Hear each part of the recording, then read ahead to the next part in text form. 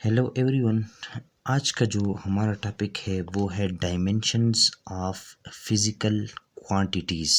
ठीक है, dimensions of physical quantity से मतलब है the world dimension represent nature of physical quantities in terms of basic quantities. देखें, मैंने 3 मेजरमेंट आपके सामने लिखे हैं। ठीक है, एक है 10 फीट, एक है 10 सेंटीमीटर, एक है 10 मीटर। मैं अगर आपसे पूछूं कि ये 10 फीट क्या रिप्रेजेंट करता है, वो जो 7 क्वांटिटीज़ हमने पढ़े हैं बेसिक, उनमें से कौन सी क्वांटिटी को रिप्रेजेंट करता है। ठीक है, इसका इशारा कौन सी क्वांटिटी की तरफ है, या इसका नेचर क्या है, इस मेजरमेंट का नेचर क्या है, इस मेजरमेंट का नेचर क्या है।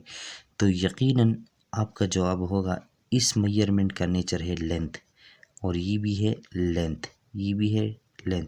क्योंकि ये हमें टाइम तो नहीं बताता ना, न किसी चीज़ का मैस बताता है, न करंट बताता है, न टेम्परेचर बताता है। ठीक है, ये हमें लेंथ ही तो बताता है। तो इस मेजरमेंट का जो नेचर है वो लेंथ है। ठीक है, इसी तरह इसका भी जो नेचर है वो लेंथ है, और इसका भी जो नेचर है वो लेंथ है। ठीक है, अब इसी नेचर को किसी फिजिकल क्वांटिटी का नेचर फिजिक्स में डायमेंशन कहलाता है। ठीक है, और किसी बेसिक क्वांटिटीज़ का डायमेंशन जो होता है उसको हम स्क्वायर ब्रैकेट में लिखते हैं, और साथ में उसके लिए हमने सिंबल मुख्तस किए हैं, स्पेसिफाई किए हैं, उनको लिखते हैं। ठीक है, ये मेजरमेंट अगर इसका नेचर या इसका डायमेंशन लेंथ है तो उसको हम इस तरह कैपिटल एल लिख कर स्क्वायर ब्रैकेट में बंद करते हैं और कहते हैं कि भाई इस क्वांटिटी का नेचर या डायमेंशन लेंथ है। इसी तरह इसका और इसी तरह इसका।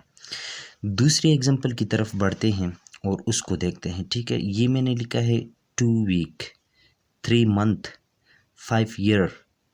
ठीक है, तो अगर मैं आपसे पूछूं कि ये क्या चीज़ रिप्रेजेंट करता है, तो आप कहेंगे ये तो टाइम है, 2 वीक टाइम है ना। ठीक है, 3 मंथ ये भी टाइम है, 5 ईयर ये भी टाइम है। तो ये एक फिजिकल क्वांटिटी है। इसका नेचर क्या है, इसका नेचर ये है कि ये टाइम को रिप्रेजेंट करता है। ठीक है, देखिए उन 7 बेसिक क्वांटिटीज़ में हम बातें करते हैं, उनको यूज़ करते हुए हम बातें करते हैं। ठीक है, इसी तरह 3 मंथ्स की जो नेचर है वो क्या है, वो भी टाइम है। ठीक है, इसी तरह 5 ईयर का जो नेचर है वो फिजिकल क्वांटिटी में कौन सा नेचर है, वो है टाइम। ठीक है, और उसको हम इस तरह लिखते हैं कैपिटल टी स्क्वायर ब्रैकेट में बन, कैपिटल टी स्क्वायर ब्रैकेट में बन, और कैपिटल टी स्क्वायर ब्रैकेट में बन। तो हम कहते हैं कि इस क्वांटिटी का जो डायमेंशन है या नेचर है उसको हम कैपिटल टी कैपिटल इस सिंबल से रिप्रेजेंट करते हैं, इसको इसी तरह। ठीक है, अब जो बेसिक क्वांटिटीज़ हमने पढ़ी थी वो basic 7 number of basic quantities और उनका करस्पॉन्डिंग नेचर, ठीक है, या उनका करस्पॉन्डिंग डायमेंशंस, उसको फिक्स किया गया है। जिस तरह इस बेसिक क्वांटिटीज़ को फिक्स किया गया है, इसी तरह उनकी डायमेंशंस को फिक्स किया गया है, क्योंकि ये बेसिक क्वांटिटीज़ वो बुनियादी किरदार अदा करते हैं और क्वांटिटीज़ को डिराइव करने में। ठीक है, तो इसी तरह और क्वांटिटीज़ का नेचर जानने में, उनकी डायमेंशंस जानने में, इन बेसिक क्वांटिटीज़ का डायमेंशन बुनियादी किरदार अदा करेंगे। ठीक है, तो इसलिए इनका यूनिट, ये बेसिक क्वांटिटीज़ खुद इनका यूनिट और इनका डायमेंशन फिक्स किए गए हैं, स्पेसिफाई किए गए हैं। हम हमारे लिए ये एक स्टैंडर्ड है। ठीक है, लेंथ का जो डायमेंशन है वो है कैपिटल एल ब्रैकेट में बन, स्क्वायर ब्रैकेट में बन, टाइम का कैपिटल टी, मैस का कैपिटल एम, टेम्परेचर का थीटा, और इलेक्ट्रिक करंट का आई, अमाउंट ऑफ सब्सटेंस का कैपिटल एन, और ल्यूमिनस इंटेंसिटी का कैपिटल जूल। ठीक है, अच्छा, जैसे मैंने आपसे इन एग्जांपल में पूछा कि आप इसकी यूनिट को देखें, 10 फीट, 10 सेंटीमीटर, 10 मीटर, इनकी यूनिट को देखकर आप बता सकते हैं कि ये physical quantities, basic physical quantities के साथ कौन सी क्वांटिटीज़ के साथ रिलेटेड है और उसका नेचर क्या है, ठीक है। इसी तरह अब हम आते हैं डिराइव्ड क्वांटिटी की तरफ, ठीक है। और डिराइव्ड क्वांटिटी में मैंने कुछ मेजरमेंट यहाँ पर लिखे हैं, वो है 15 न्यूटन, 13 जूल और 12 वाट। अभी मैं आपसे पूछता हूँ कि ये जो 15 न्यूटन है, और न्यूटन एक यूनिट है, ठीक है। यहाँ पर न्यूटन कैपिटल N जो हमने लिखा है ये एक यूनिट है, और ये यूनिट एक डिराइव्ड यूनिट है, और डिराइव्ड यूनिट डिराइव्ड क्वांटिटी के लिए इस्तेमाल होता है। तो अब ये यूनिट जिस क्वांटिटी के लिए इस्तेमाल हुआ है उस क्वांटिटी का नेचर क्या है in terms of basic quantities, ठीक है। मेरी बात को शायद आप समझ रहे हो। मैं पूछता हूँ इस न्यूटन जिस क्वांटिटी के लिए यूज़ हुआ है उस क्वांटिटी का in terms of basic quantities nature क्या है, डायमेंशन क्या है उसके, ठीक है। तो शायद आप बता पाएँ। इसी तरह 13 जूल एक डिराइव्ड यूनिट है। पिछले लेक्चर में हमने डिटेल से इन 3 यूनिट्स को डिस्कस किया है, ठीक है। जूल एक डिराइव्ड यूनिट है, ठीक है। और ये डिराइव्ड यूनिट जिस डिराइव्ड क्वांटिटी के लिए यूज़ होता है उस क्वांटिटी का in terms of basic quantities में डायमेंशंस क्या है, नेचर क्या है, ठीक है। देखें बुनियाद यही है, ठीक है, कि ये अगर फोर्स का यूनिट है, ठीक है, तो फोर्स के डायमेंशन क्या है, कहने का मतलब अब फोर्स के डायमेंशन आप किस चीज़ में बताएंगे, इन बेसिक क्वांटिटीज़ में बताएंगे। तो इन बेसिक क्वांटिटीज़ में उसका डायमेंशन क्या है, उस फोर्स की डायमेंशन क्या है, यही मैं पूछ रहा हूँ, ठीक है। इसी तरह ये जो जूल मैंने लिखा है एनर्जी, तो एनर्जी का डायमेंशन क्या होंगे, ठीक है, in terms of this basic quantities, ठीक है, और दिस बेसिक डायमेंशंस, ठीक है। ये लफ्ज़ सही होगा, इन बेसिक डायमेंशंस, ठीक है। इसी तरह वाट की डायमेंशन क्या है, वाट का नेचर क्या है, ठीक है। इन डायमेंशन को इस्तेमाल करते हुए वाट की डायमेंशन क्या आनी चाहिए, इन डायमेंशन को इस्तेमाल करते हुए जूल की डायमेंशन क्या आनी चाहिए, इन डायमेंशन को इस्तेमाल करते हुए न्यूटन की डायमेंशन क्या आनी चाहिए, ये बात सीखेंगे भी, ठीक है। जो डायमेंशंस का कंसेप्ट था बेसिक क्वांटिटीज़ के लिए वो ये था, ठीक है। अभी जो कंसेप्ट होगा या जिसको हम पढ़ेंगे वो होगा डिराइव्ड क्वांटिटी के लिए, ठीक है। किस चीज़ के लिए होगा, डिराइव्ड क्वांटिटी के लिए। तो हमेशा डायमेंशन को जो डिफ़ाइन किया जाता है वो डिराइव्ड क्वांटिटी के लिए डिफ़ाइन किया जाता है, ठीक है। ये अंडरस्टूड होता है, ये वाला क्या होता है, ये अंडरस्टूड होता है कि डायमेंशन ऑफ बेसिक क्वांटिटीज़ यही है, ठीक है। और आम तौर पर किताबों में जो डिफिनीशन लिखी जाती है वो इन क्वांटिटीज़ के लिए लिखी जाती है, डिराइव्ड क्वांटिटीज़ के लिए, ठीक है। तो डिराइव्ड क्वांटिटी के लिए इसकी क्या डिफिनीशन होती है उस पर समझने की कोशिश करते हैं, ठीक है। ये यहाँ पर लिखा हुआ है the powers that should rise to the fundamental और basic units in order to find that how a derived unit is related to base units or derived quantity to base quantity। देखें ये बात तकरीबन हमने पिछले लेक्चर में discuss की है लेकिन इन अल्फाज में नहीं की है, ठीक है। ये कहता है कि हमने पावर लेना है, हमने नहीं लेना, ठीक है, वो फार्मूला हमें खुद दे देता है, ठीक है। पावर्स जो होते हैं किसी डिराइव्ड क्वांटिटी के लिए वो फार्मूला हमें खुद देता है, ठीक है। पिछले लेक्चर में हमने कहा था कि फिज़िकल क्वांटिटीज़ वो क्वांटिटीज़ होते हैं जो फार्मूला को बनाने में काम आए। अब हमने एक फार्मूला बनाया है, फार्मूला अक्सर डिराइव्ड क्वांटिटी में बनता है, तो डिराइव्ड क्वांटिटी बेसिक क्वांटिटीज़ से आए होंगे, ठीक है। तो वो कैसे आते हैं, या तो मल्टीप्लाई होते हैं या डिवाइड होते हैं। तो कम से कम उनका पावर ज़ीरो हो सकता है, नेगेटिव भी हो सकता है उन बेसिक क्वांटिटीज़ का, डिवाइड में अगर है वो, ठीक है, या बिल्कुल है ही नहीं तो उनका पावर ज़ीरो हो सकता है, ठीक है। तो on the powers of that should rise to the fundamental और बेसिक यूनिट्स, ठीक है। बेसिक यूनिट्स के ऊपर पावर लेना, ठीक है, और वो पावर हमें फार्मूला देगा। क्यों लेंगे वो पावर, या वो फार्मूला हमें वो पावर क्यों देंगे? वो इसलिए देंगे कि हम उस पावर्स को देखकर ये जान सकें कि किस तरह एक डिराइव्ड यूनिट न्यूटन, जूल या वाट किस तरह रिलेटेड है, किस तरह से, मतलब ये है कि कौन कौन से बेसिक यूनिट यूज़ हुए हैं और वो किस तरह मल्टीप्लाई हुए हैं या डिवाइड हुए हैं, ठीक है, और उससे एक नया यूनिट बना है, फॉर एग्जांपल न्यूटन और जूल और वाट। इस चीज़ को जानना, इस रिलेशन को जानना, ठीक है, डायमेंशंस कहलाता है, ठीक है, या इस रिलेशन को हम जान सकते हैं थ्रू डायमेंशंस, ठीक है। इस चीज़ को डिराइव्ड फिजिकल क्वांटिटी के लिए इस तरह डिफाइन किया जाता है, ठीक है। या इधर मैंने लिखा है are derived quantity to base quantity, कि ये बात जानने के लिए कि किस तरह एक डिराइव्ड क्वांटिटी बेस क्वांटिटी के साथ रिलेटेड है। इस बात को जानने के लिए हमने एक नया कंसेप्ट बनाया है और उस कंसेप्ट को डिराइव्ड क्वांटिटी के लिए डायमेंशन कहते हैं, ठीक है। मूव करते हैं एग्जाम्पल्स की तरफ और कुछ 2-3-4 एग्जाम्पल इस पर करते हैं, शायद बात क्लियर हो जाए, ठीक है। अब देखें, पिछले लेक्चर में मैं पिछले लेक्चर की बात इसलिए करता हूँ कि ये जो बुक होता है हमारा, ठीक है, उसमें हर एक टॉपिक हर एक आने वाले टॉपिक के साथ रिलेटेड होता है, ठीक है। हर पिछला टॉपिक हर अगले टॉपिक के लिए हेल्पर होता है।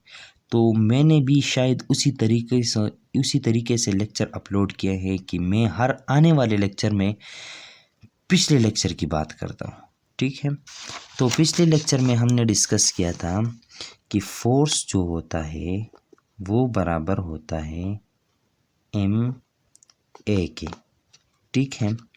और हमने अभी डायमेंशंस में कहा कि हम जानने की कोशिश करते हैं कि किस तरह एक डिराइव्ड क्वांटिटी बेसिक क्वांटिटीज़ के साथ रिलेटेड है in terms of dimensions of basic quantities, ठीक है, कि किस तरह वो रिलेटेड हैं। देखें, अभी मैं इसको एक एग्जांपल के साथ, इस एग्जांपल के साथ इसको मैं क्लियर करना चाहता हूँ।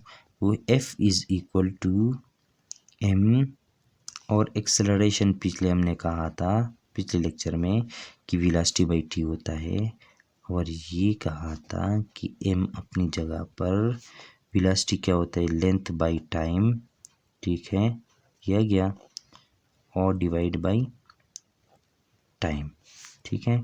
आगे ये आपके पास आ गया mess multiply by length divide by t का स्क्वायर, ये आ गया, ठीक है। अब देखें F इज़ इक्वल टू, देखें मेस, और मेस की डायमेंशन क्या है, मेस की डायमेंशन हमने कहा कि वो कैपिटल M है स्क्वायर ब्रैकेट में। लेंथ की डायमेंशन क्या है, वो है कैपिटल L, ठीक है। और टाइम की डायमेंशन क्या है, टाइम की डायमेंशन है कैपिटल T और उसके ऊपर स्क्वायर ये है, ठीक है। अच्छा, अब यहाँ पर देखें डायमेंशंस ऑफ मेस L, और ये t की पावर 2 है, डिवाइड में ये ऊपर चला जाएगा तो माइनस में हो जाएगा पावर, और ये क्वांटिटी मल्टीप्लाई हो जाएगी इसके साथ। तो देखें, अब मैं आपसे पूछता हूँ कि फोर्स की डायमेंशन क्या है, ठीक है, in terms of basic quantities dimensions. तो आप बता पाएंगे कि मेस की डायमेंशन मल्टीप्लाई होती है लेंथ की डायमेंशन से, और वो मल्टीप्लाई होता है टाइम की डायमेंशन के साथ रेज़ टू द पावर -2, ठीक है। ये है नेचर, ये है डायमेंशंस ऑफ फोर्स, ठीक है। और अब देखें, हमने जो अभी डिफिनीशन की थी डिराइव्ड क्वांटिटी के लिए डायमेंशन की, the parts of fundamental units, ठीक है। इधर इस क्वांटिटीज़ की जगह अगर आप यूनिट लिखें, देखें मेस का यूनिट होता है kg, आवर लेंथ का होता है मीटर, आवर्स टाइम का होता है सेकंड। ठीक है, तो अब देखें वो बात यहाँ से, द पावर्स, अब इसका पावर क्या है 1 और इसका पावर क्या है 1 और इसका पावर क्या है 2। The powers of the fundamental units, ये फंडामेंटल यूनिट्स है कि नहीं है? ठीक है, पिछले लेक्चर में डिटेल से डिस्कस किया है हमने। ठीक है, अगर वो लेक्चर नहीं देखा तो देख लें।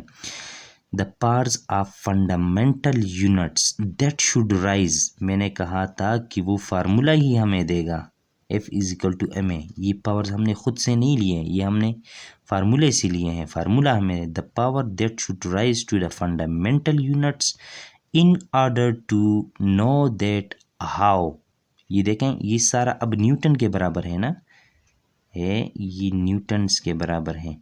इन order to know how basic units are related to derived unit. ठीक है, लेकिन हम क्या करेंगे, लेकिन एक बात को यहाँ पर ऐड करते हैं, हम यूज़ करेंगे डायमेंशंस ऑफ बेसिक क्वांटिटीज़ को। ठीक है, ये एक एक्स्ट्रा बात आ गई इसमें।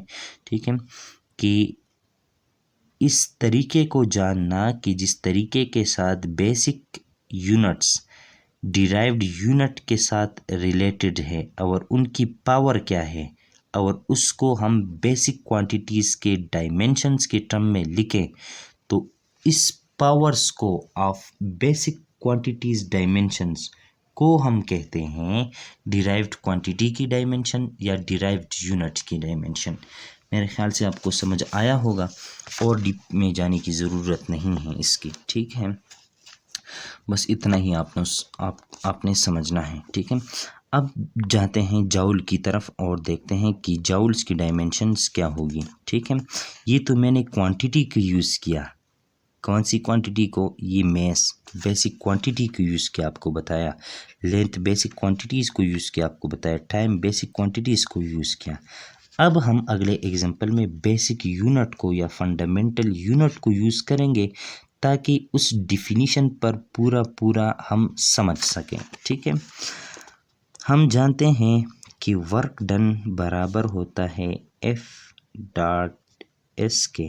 ठीक है, अगर यूँ माना जाए कि F और S के दरमियान अगर एंगल 0 है, आपने पढ़ा होगा कि जब डॉट प्रोडक्ट को हटाते हैं तो कास थीटा लगाते हैं। अगर थीटा 0 के बराबर है तो एफ एस कास 0 हो जाएगा, और कास 0 1 के बराबर होता है तो एफ एस आ जाएगा, तो work done is equal to F S हो जाएगा। ठीक है, अब देखें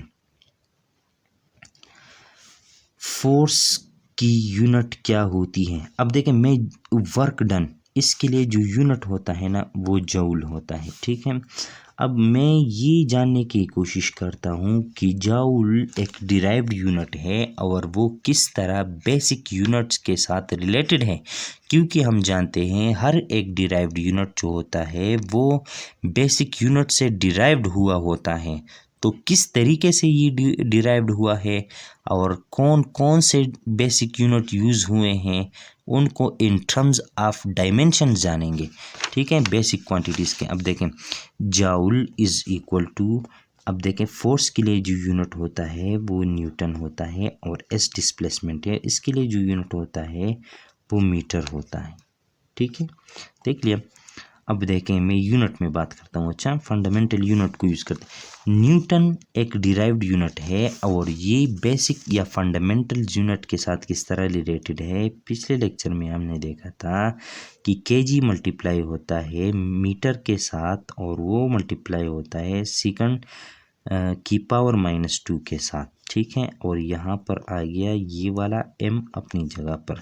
ठीक है, इसको अगर हम आगे मल्टीप्लाई करें तो KG metre square per second square ये आ गया। ठीक है, तो अब देखें joule is equal to KG metre square per second square. ठीक है, तो ये हमने जाना कि किस तरह एक joule derived unit basic unit से रिलेटेड है। लेकिन अगर हम ये जानने की कोशिश करें कि जूल का नेचर क्या होगा in terms of dimensions of basic quantities, इसका नेचर क्या होगा in terms of dimensions of basic quantities, तो हम केजी जिसका यूनिट है उसका डायमेंशन क्या होता है, केजी मेस का यूनिट है, ठीक है। एसआई सिस्टम में मेस का यूनिट है और मेस की डायमेंशन हम लिखते हैं कैपिटल एम से स्क्वायर ब्रैकेट में बन करके, ठीक है। इसी तरह मीटर जो है ये लेंथ की डायमेंशन है, ये आ गया, ठीक है। और इसी तरह सेकंड जो है ये टाइम की डायमेंशन है और इसकी पावर 2 ये आ गया, ठीक है। तो अब जूल की डायमेंशन आपके पास आ गई एम एल स्क्वायर टी की पावर -2, ये इसकी डायमेंशंस आ गई।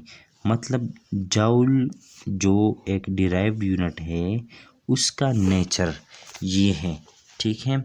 नेचर उसका ये है कि मेस, लेंथ और टाइम और उनके पावर ये, क्योंकि उधर हमने कहा है ना the powers that should rise to the fundamental units, और उन फंडामेंटल यूनिट्स का करस्पॉन्डिंग डायमेंशन यूज़ किया और हमारे पास उनके जो डायमेंशन आ गए उनके ऊपर पावर आ गई। तो इन powers of basic quantities dimensions को ही हम डिराइव्ड क्वांटिटी या डिराइव्ड यूनिट की डायमेंशन कहलाते हैं, ठीक है। अच्छा, अब मूव करते हैं वाट की तरफ, ठीक है। वाट को देखते हैं। वाट को हमने यूँ डिफाइन किया था कि वाट बराबर होता है वर्क डन, और वर्क डन होता है एफएस, और work done divide by time इस चीज़ के बराबर होता है न्यूटन, इसका यूनिट मीटर, इसका unit divide by time second, time का यूनिट, ठीक है, इज इक्वल टू न्यूटन किस चीज़ के बराबर होता है केजी, यह गया मीटर, केजी मीटर पर सेकंड स्क्वायर, ये न्यूटन की जगह, ये वाला मीटर अपनी जगह पर, डिवाइड बाय सेकंड अपनी जगह पर, ठीक है। केजी जगह पर मीटर और मीटर मीटर स्क्वायर हो गया, ये पर सेकंड स्क्वायर है, ये ऊपर जाएगा फिर माइनस हो जाएगा तो रेज़ टू पावर -3 हो जाएगा। तो अभी जो पावर है ना, पावर वो इसके, तो पावर का जो यूनिट होता है वो होता है वाट, क्या चीज़ होता है, वाट। तो वाट हमारे पास आ गया KG metre square per second cube, ठीक है, पर सेकंड रेज़ टू पावर -3, ठीक है, पर सेकंड क्यूब। अच्छा, केजी का जो करस्पॉन्डिंग डायमेंशन होता है वो एम, और एम का जो होता है वो एल स्क्वायर, और सेकंड का टी की पावर -3 ये होता है, ठीक है। तो ये डायमेंशंस आ गई, ये नेचर आ गया किस चीज़ का जी, ये नेचर आ गया पावर्स का, या ये नेचर आ गया, ठीक है, डिराइव्ड यूनिट वाट का, ठीक है। तो कैसे रिलेटेड है वाट बेसिक यूनिट्स के साथ, या कैसे रिलेटेड है एक डिराइव्ड क्वांटिटी बेसिक क्वांटिटीज़ के साथ, इसको जानने के लिए in terms of dimensions of basic quantity, ठीक है, और उसका हमारे पास आखिर में पावर आ जाए तो इन पावर्स को ही हम इन डिराइव्ड क्वांटिटी का डायमेंशंस कहते हैं, ठीक है। डायमेंशंस के बहुत सारे फ़ायदे हैं, एडवांटेज हैं फिज़िक्स में, ठीक है, उसको हम डिटेल से अगले लेक्चर में पढ़ेंगे। लेकिन हम यहाँ पर इस लेक्चर में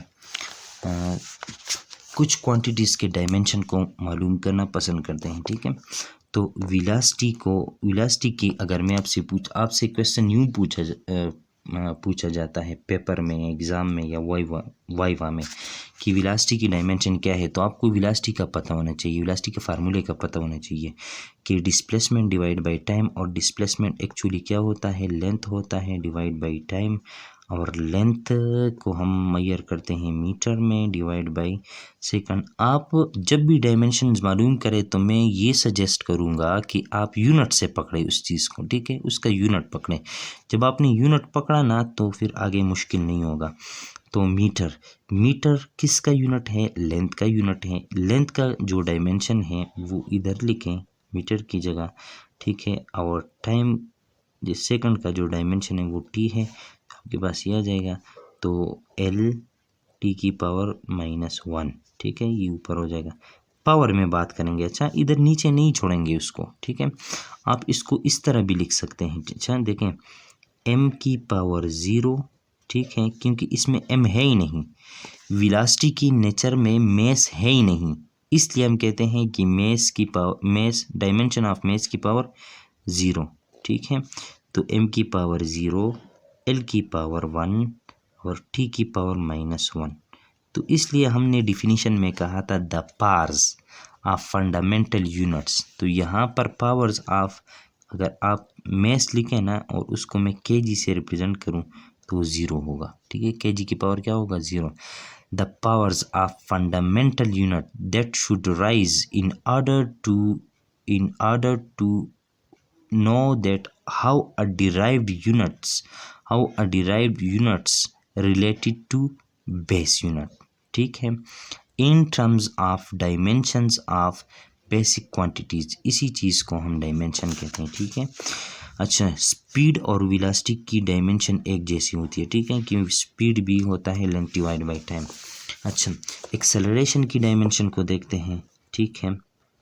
एक्सेलरेशन होता है वेलोसिटी बटा टाइम, ठीक है, और वेलोसिटी होता है लेंथ बटा टाइम, और आपके पास ये टाइम अपनी जगह पर, और लेंथ को हम मेजर करते हैं मीटर में, और टी मल्टीप्लाई हो जाएगा, टी की पावर 2 हो जाएगा, और टी को हम मेजर करते हैं सेकंड में, ठीक है। अब मीटर का जो डायमेंशन मीटर है, इसका जो डायमेंशन है वो है लेंथ, ठीक है, इसका जो नेचर है वो लेंथ है, और सेकंड का जो नेचर है वो है टाइम या डायमेंशन है टाइम और उसकी पावर 2। तो ये डायमेंशन ऑफ एक्सेलरेशन आ गया, ठीक है। इसी तरह काइनेटिक एनर्जी की डायमेंशंस आप मालूम करें तो काइनेटिक एनर्जी को हमने अभी बोला कि एनर्जी की डायमेंशन क्या होती है? एनर्जी की डायमेंशन होती है जाउल की जो डायमेंशन होगी, क्योंकि एनर्जी को हम नापते हैं जाउल में, तो जाउल की डायमेंशन क्या आई है? ये आई है, ठीक है। तो इससे भी वही आनी चाहिए। अब देखें, ये जो नंबर होता है ना, इसके डायमेंशन नहीं होते। नंबर का नेचर क्या होता है? नंबर का नेचर क्या होता है in terms of basic quantities में? आपसे पूछता हूँ, नहीं होता, ठीक है। जब नहीं होता तो हम कैसे बताएं सर? हाँ, नहीं होता। तो डायमेंशंस को मालूम करते वक्त आपने कांस्टेंट नंबर को नहीं लेना, ठीक है। नंबर्स के डायमेंशन नहीं होते। अब देखिए मेस, ये क्या है? मेस है ना। मेस की यूनिट क्या होता है? केजी, और वेलोसिटी का यूनिट क्या होता है? मीटर पर सेकंड, मीटर पर सेकंड, ठीक है। और इसके ऊपर आ गया स्क्वायर, ठीक है ना। अब देखें वेलोसिटी मीटर पर सेकंड स्क्वायर, अब आपके पास आ जाएगा केजी, ठीक है, हाफ m², मेस केजी, और इसकी पावर 2, ठीक है, और पर सेकंड की पावर 2। तो यहाँ से आ जाएगा कैपिटल M, कैपिटल L की पावर 2, कैपिटल T की पावर -2। ये आ गया डायमेंशंस ऑफ काइनेटिक एनर्जी। और ऊपर हमने मालूम किया था किधर है वो, उसको मैं आपको बताता हूँ। देखें, जॉल की डायमेंशन क्या ही है? M L की पावर 2 T की पावर -2, ठीक है। तो हमेशा से जॉल की डायमेंशन अभी आएगी, चाहे वो आप वर्क डन के लिए मालूम करें, पोटेंशियल एनर्जी के लिए मालूम करें, काइनेटिक एनर्जी के मालूम करें, जो भी एनर्जी है ना उसके लिए आप डायमेंशन मालूम करें तो वो यही आएगी, ठीक है। इसी तरह मैं आपको और क्या बताऊं डायमेंशंस के हवाले से, एक और फार्मूला देखते हैं और वो है पोटेंशियल एनर्जी के डायमेंशन बताएं। तो पोटेंशियल एनर्जी आप जानते हैं वो होता है mgh, ठीक है। m क्या है? मेस, उसको हम केजी में नापते हैं। मैंने कहा यूनिट, डायमेंशन को मालूम करेंगे तो आप जिस चीज़ का डायमेंशन मालूम करते हैं उसमें यूनिट कौन से इस्तेमाल होते हैं आप यूनिट को देखेंगे, ठीक है। और यूनिट भी कौन से यूनिट? देखें, बहुत सारे सिस्टम हैं जिसमें हमारे पास यूनिट होते हैं। आप SI सिस्टम वाले यूनिट्स को पकड़ेंगे, ठीक है। कौन से सिस्टम? वाले यूनिट को, एसआई सिस्टम को। तो एम के लिए, मेस के लिए जो एसआई में जो यूनिट होता है वो केजी होता है, ठीक है। और ये जी है, और जी एक्सेलरेशन है, और एक्सेलरेशन का यूनिट होता है मीटर पर सेकंड स्क्वायर, ठीक है। और ये एच है, और एच क्या है जी, डिस्टेंस है, डिस्प्लेसमेंट है, और उसका यूनिट होता है मीटर। तो के जी मीटर, और metre metre square, K G metre square per second square. तो आपके पास आ जाएगा capital M L square T की पावर -2, ठीक है। तो ये भी जाउल की तरह आ गया। देखें, मैंने कहा था एनर्जी को किस चीज़ में नापेंगे, जाउल में, और जाउल के हमेशा आपके पास आएंगे ये डायमेंशंस सेम, ठीक है। यही खूबी है फिज़िक्स की कि ये देखें किस तरह इस लेक्चर में और पिछले लेक्चर में हमने देखा कि 7 नंबर ऑफ क्वांटिटीज़ को फिक्स किया, और अब उसी के रिस्पेक्ट से डिराइव्ड क्वांटिटी को पढ़ा, फिर और उन बेसिक क्वांटिटीज़ के लिए 7 यूनिट फिक्स किए, और फिर उसके हिसाब से डिराइव्ड यूनिट को पढ़ा। अब छोड़ा नहीं है अभी तक, ठीक है। आगे ये कहते हैं कि किस तरह डिराइव्ड यूनिट बेसिक यूनिट्स के साथ रिलेटेड है, वो तरीका भी आपको बताता है इन टर्म्स ऑफ डायमेंशंस, ठीक है। यही फिज़िक्स की खूबसूरती है, ठीक है। और इसी वजह से फ़िज़िक्स सारे सब्जेक्ट पर हैवी तो नहीं कह सकता, फिर बाकी लोग खफा होंगे, लेकिन फ़िज़िक्स का अंदाज़ इसलिए कुछ अलग सा है, ठीक है। एक और एग्जांपल करते हैं और फिर छोड़ते हैं उसको, और वो है E is equal to H F, ठीक है। मैं आपसे पूछता हूँ कि एच की डायमेंशन मालूम करें, एच की डायमेंशन, और ये क्या है, फ्रीक्वेंसी। फ्रीक्वेंसी की डायमेंशन आपको पता है, फ्रीक्वेंसी का यूनिट आपको पता है क्या होता है, हर्ट्ज़ होता है। और हर्ट्ज़ किस चीज़ के बराबर, चलो हम एच की डायमेंशन मालूम करते हैं। अब देखें, मुझे एफ़ नहीं चाहिए, तो एफ़ को दोनों तरफ डिवाइड किया, एफ़ ख़त्म हो गया, H is equal to E by F आ गया, ठीक है। अब मुझे एच की डायमेंशन मालूम करनी है, और ऊपर है एनर्जी, और एनर्जी को हम मेजर करते हैं जाउल में, मैंने कहा था आप यूनिट से पकड़ेंगे, ठीक है। और इसको हम नापते हैं हर्ट्ज़ में, और हर्ट्ज़ को हम इस तरह लिखते हैं, ठीक है। अब जाउल एक डिराइव्ड यूनिट है, ये किस तरह से रिलेटेड है बेसिक यूनिट के साथ, तो हमने कहा था ऊपर में हमने डिस्कस किया है कि जाउल बराबर होता है जी न्यूटन मीटर के, ठीक है, न्यूटन मीटर के। तो जाउल बराबर हो गया न्यूटन मीटर के। और आपको अगर पता नहीं है हर्ट्ज़ किस चीज़ के बराबर होता है, तो आप देखें आपके पास फ्रीक्वेंसी और टाइम के दरमियान जो फार्मूला है वो ये है रिलेशन। अब frequency is equal to 1 divide by, और टी को हम नापते हैं सेकंड में, तो frequency is equal to per second, और इस पर सेकंड को हम हर्ट्ज़ कहते हैं, और हर्ट्ज़ की जगह हम पर सेकंड लिख सकते हैं, ठीक है। तो पर सेकंड लिख लिया। अब देखें के जी आ गया, न्यूटन आ गया, न्यूटन की जगह हम क्या लिख सकते हैं, के जी मीटर पर सेकंड स्क्वायर, और ये मीटर अपनी जगह पर, और डिवाइड बाई पर सेकंड अपनी जगह पर, ठीक है। तो एच की डायमेंशंस आएगी, क्या आएगी कि वो आएगी के जी मीटर स्क्वायर, और एस की पावर -2, एस की पावर -1, एक ख़त्म हो जाएगा, एस की पावर -1 रह जाएगा, ठीक है। तो एच की डायमेंशन क्या आ जाएगी, के जी की डायमेंशन क्या है, कैपिटल एम, और छोटे एम की डायमेंशन क्या है, कैपिटल एल की पावर 2, और कैपिटल टी की पावर -1। ये है डायमेंशंस ऑफ एच। तो ये भी हमने सीखा कि अगर किसी इक्वेशन में, ये इक्वेशन है E is equal to H F, किसी इक्वेशन में दो क्वांटिटीज़ का आपको डायमेंशन पता है, तो तीसरी क्वांटिटी का आप डायमेंशन मालूम कर सकते हैं। कैसे मालूम करेंगे, ऐसे बेसिक चीज़ ये है कि आपको क्वांटिटी फार्मूला का पता हो, और फार्मूला में जो क्वांटिटीज़ इस्तेमाल हुए हों उन क्वांटिटी के लिए कौन सा यूनिट यूज़ होता है उसका पता हो, और जो यूनिट अगर डिराइव्ड है तो उस डिराइव्ड का बेसिक यूनिट्स के साथ क्या रिलेशन है उस रिलेशन का पता हो, ठीक है। तो ये डायमेंशन मालूम करना आपके लिए बिल्कुल फिर क्या है, हलवा है, हलवा जानते हो, जो हा से आता है, अच्छा हलवा, वो है आपके लिए। ये देखें, ठीक है, मेहनत करें, हमें भी दुआ में याद रखें, ठीक है। अगर कोई मसला हो, मेरी कुछ बातें बुरी लगी हो तो माफ़ करें, और अगर लेक्चर पसंद आया हो तो लाइक करें, शेयर करें, कमेंट्स में अपने राय ज़रूर शेयर करें, और हमारी हौसला अफजाई के लिए अगर चैनल को सब्सक्राइब करते हो तो आपकी मेहरबानी होगी। तब तक के लिए खुदा हाफ़िज़।